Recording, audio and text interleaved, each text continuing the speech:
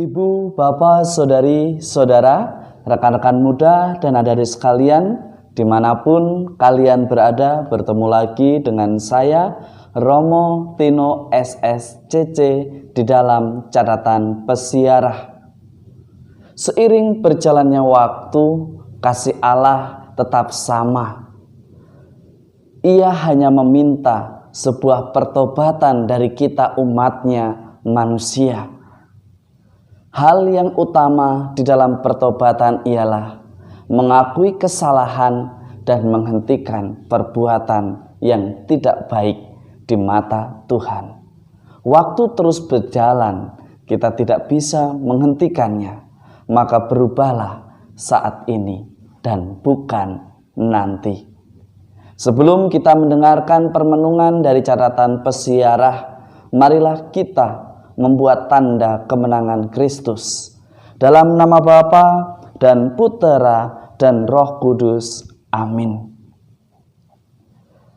Ya Allah yang berbelas kasih, curahkanlah rahmat-Mu ke dalam hati kami, agar kami dibebaskan dari kesalahan-kesalahan manusiawi dan semakin menaati ajaran.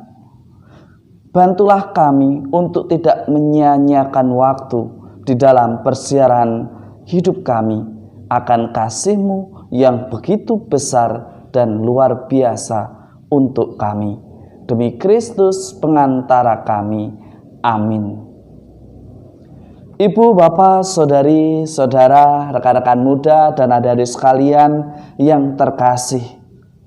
Di dalam kitab Hosea dikatakan bahwa Allah berfirman, "Bertobatlah kepada Tuhan Allahmu, sebab engkau telah tergelincir karena kesalahanmu. Datanglah membawa kata-kata penyesalan dan bertobatlah kepada Tuhan." Ternyata membawa kata-kata penyesalan pun tidak cukup. Diperlukan aksi nyata dari bentuk sebuah pertobatan itu. Pertobatan ialah kita meninggalkan apa yang tidak baik di mata Tuhan hari ini dan bukan nanti. Ketika kita tidak tahu apa yang harus kita lakukan, kita memiliki pilihan yang lain, yakni diam, menunda untuk membuat keputusan. Karena ketika kita tidak tahu apa yang harus kita lakukan, tetapi kita memutuskan sesuatu, biasanya selalu berakibat fatal. Pertobatan bukan berarti kita ceroboh, bukan berarti kita mengambil jalan pintas. Jelas dikatakan di sana bahwa kasih Allah tetap sama. Kasih Allah memulihkan kita yang diberangus, yang dijauhkan karena dosa. Jadi jangan terlalu merasa bersalah, menghukum diri sendiri hingga akhirnya kita menjadi tidak tahu apa yang harus kita lakukan. Kadang yang membuat kita tidak bisa melakukan apa-apa bukan karena lingkungan kita, bukan orang-orang di sekitar kita, bukan orang-orang yang kita cintai, tetapi diri kita sendiri yang menghukum diri kita karena merasa terlalu bersalah.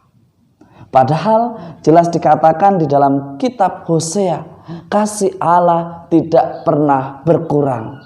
Mari kita belajar, mari kita wujudkan bahwa kita mengasihi diri kita. Ubahlah segala sesuatu yang tidak tahu, yang nanti sekarang ini juga. Karena waktu tidak bisa kita hentikan. Karena waktu akan terus berjalan.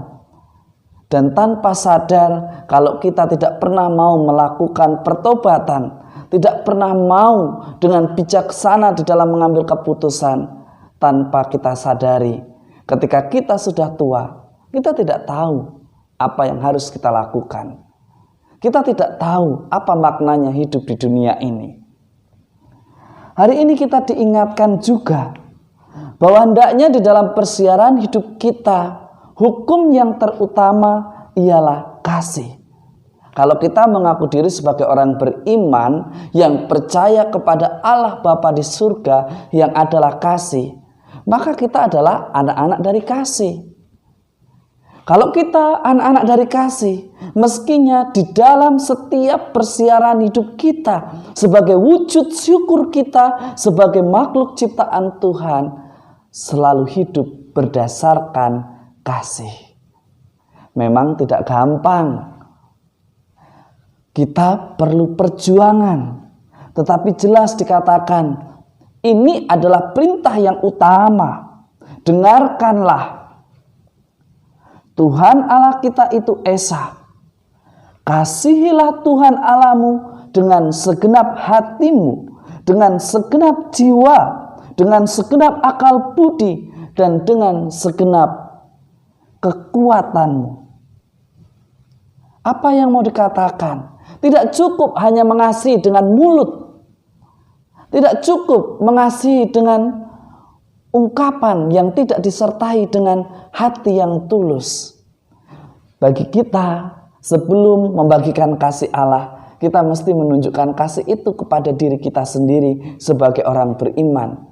Mengasihi diri berarti di dalam pertobatan kita tidak menghukum diri, tetapi memberikan semangat, mengatakan kepada diri sendiri, ayo, kamu bisa terbebas dari belenggu dosa yang membuat kita seperti orang kecanduan. Kita ampuni dan bukan justru menghukum hingga kita merasa bersalah, merasa tidak pantas di hadapan Tuhan. Jangan kita menangkan perasaan itu. Karena sebagaimana dikatakan di dalam kitab Hosea maupun di dalam Injil Markus, jelas dikatakan Allah kita adalah kasih. Dan kasihnya tidak akan pernah berkurang. Mengapa kita menghukum lebih daripada Dia yang justru Allah yang Maha Rahim? Mari kita belajar untuk terlibat akan karya penyelamatan Allah dengan mengasihi diri kita sendiri. Mencintai diri kita. Caranya bagaimana? Bertobat saat ini dan bukan esok dan bukan nanti. Akhirnya ketika kita mampu mengampuni diri kita, ketika kita mampu membebaskan diri kita dari belenggu dosa yang kadang memilih jalan pintas untuk mengakhiri persoalan, akhirnya kita bisa terbebas dari semuanya itu. Ketika kita sadar bahwa kita adalah anak-anak dari kasih. Anak-anak dari kasih, dia tidak akan pernah menghukum dirinya. Dan dengan demikian, akhirnya kehadiran kita, wujud syukur kita di dalam persiaran hidup kita memberikan makna. Dan dari makna itulah kita menghadirkan berkat. Tidak hanya untuk diri kita, untuk sesama kita. Semoga berkat Tuhan senantiasa melindungi dan memberkati kita. Dalam nama Bapa dan Putera dan Roh Kudus. Amin. Ibu, bapak, saudari, saudara, rekan-rekan muda, dan adik-adik sekalian yang terkasih. Kalau kita mengaku diri sebagai anak-anak Allah, yang berarti anak-anak dari kasih, maka berhentilah menghakimi diri yang berlebihan, sehingga merasa diri yang bersalah, merasa tidak pantas. Allah kita adalah Allah yang Maha Rahim, kasih-Nya tak akan pernah berkekurangan. Maka sebagai orang beriman, bertobatlah, bukan nanti atau esok, tetapi sekarang. Dan ketika kita tidak tahu apa yang harus kita lakukan, kita mempunyai pilihan untuk diam sampai saat di mana kita dengan bijaksana mampu membuat keputusan. Jalan pintas di dalam menghadapi persoalan bukanlah ciri-ciri anak dari kasih. Tetapi orang yang mengaku diri sebagai anak-anak dari kasih, dia akan menghadapi persoalan hidup dengan mencari solusi dan tidak menyalahkan diri sendiri, tetapi belajar untuk mengampuni, menerima, mengevaluasi demi kebaikan semuanya. Selamat beraktivitas, Tuhan memberkati. Amin.